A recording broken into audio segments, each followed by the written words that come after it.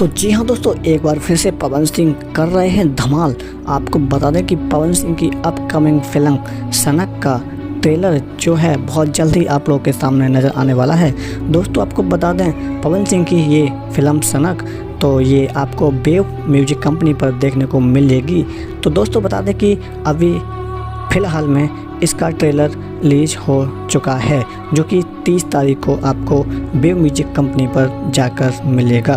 तो जाइए wave music company को 30 तारीख को सनक ट्रेलर देखिए पवन सिंह का।